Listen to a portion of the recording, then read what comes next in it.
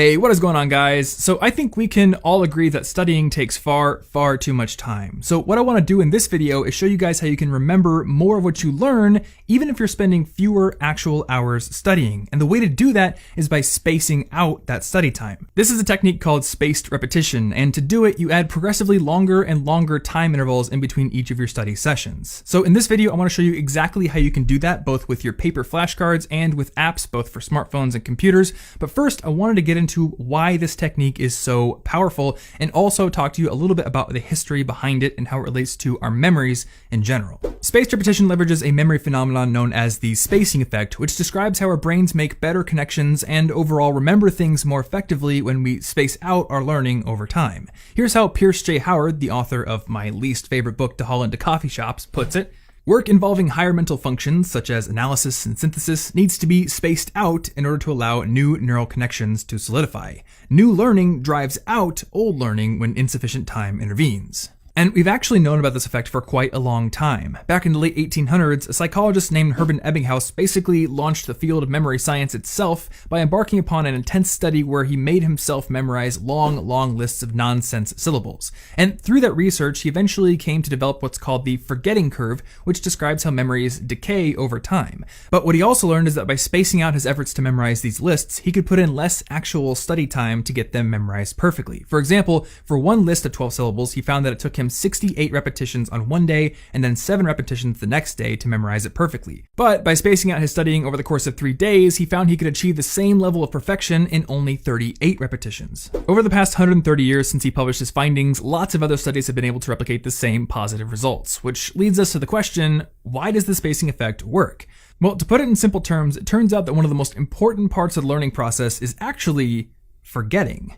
Now, what forgetting truly is a subject for another video that I'll publish in the future, but the most important thing to note here is that the more we've forgotten something, that is, the harder we have to work to retrieve it since we last learned it or studied it, the greater the increase in learning will be. To make this a bit more clear, here's how the author Benedict Carey, who wrote the book How We Learn, explains it. Some amount of breakdown must occur for us to strengthen learning when we revisit the material. Without a little forgetting, you get no benefit from further study. It is what allows learning to build, like an exercised muscle. And that's the main reason why Carey calls spaced repetition one of the most powerful methods for remembering what you learn in his book. And I would add to that the fact that you can do this with basically any other learning technique. It's entirely complementary because it's all about just modifying the time periods in which you study. You can do anything within those time periods, you're just using the time periods as intelligently as possible. With that being said, now I want to get into how you can put spaced repetition into action and implement it into your own study systems. And we're going to talk about apps and computer programs that you can use in a minute here, but first I want to talk about a system that you can use with your paper flashcards, which is called the Lightner system. And here's how it works. The first step is to decide on a number of boxes that you're going to use to hold the cards in your system. Now, I don't actually own little boxes, so I've just substituted rubber bands and sticky notes that say box, but that actually works just as well and actually makes the system more portable, so that's pretty cool. And from there, each individual box is going to represent a different study time interval. So box 1 might be studying every day, box 2 might be studied every other day, and so on. And when you're studying your cards in the boxes, every time you get a card right, it's going to graduate to the next box. So you're going to see it less and less often. But if you get a card wrong, it's going to go all the way to box number 1, no matter where it was. And by using this system, you get 2 main benefits. Number 1, you're maximizing your learning through the spacing effect, but number 2, you're also studying more efficiently because you're spending more time on the cards that need the most attention and less time on the ones you know really well, rather than studying every single card equally. Now, this paper system works really well for both of those goals, but if you want to take advantage of more advanced scheduling algorithms and other features, you're going to need to find yourself a spaced repetition app. And there are a lot of contenders in this area, but I want to focus first on what is probably the most popular one right now, and that is called Anki. Anki has a huge community, it's insanely customizable, and best of all, it has apps for almost every platform out there, and almost all of them are free, with the exception of the iPhone app, which oddly costs a whopping $25. Now, I think the price is that high because it's their way of basically letting people support the app since it's free everywhere else, but if you're on an iPhone and you don't want to pay that much, fear not, because Anki also has a companion web app called Anki Web, which is accessible from mobile Safari, so you can use that for free if you want. Now with Anki, creating cards is really easy, and I really like the fact that you can add basically any kind of media you want to your cards, including pictures, which is awesome because adding pictures to your flashcards can really help increase retention.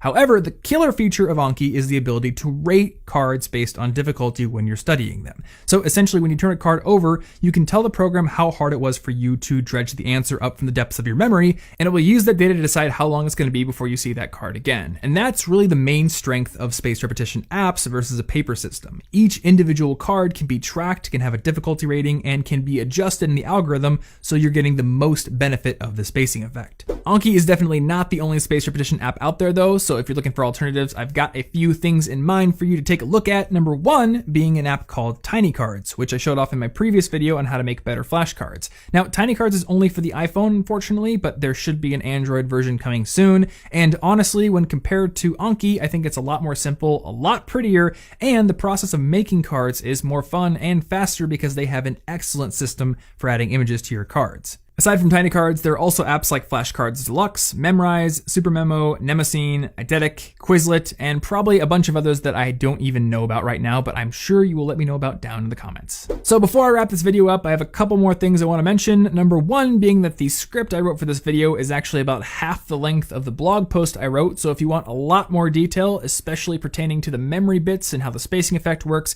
you can click the blog post link in the description down below or on the card on screen right now and read to your heart's content.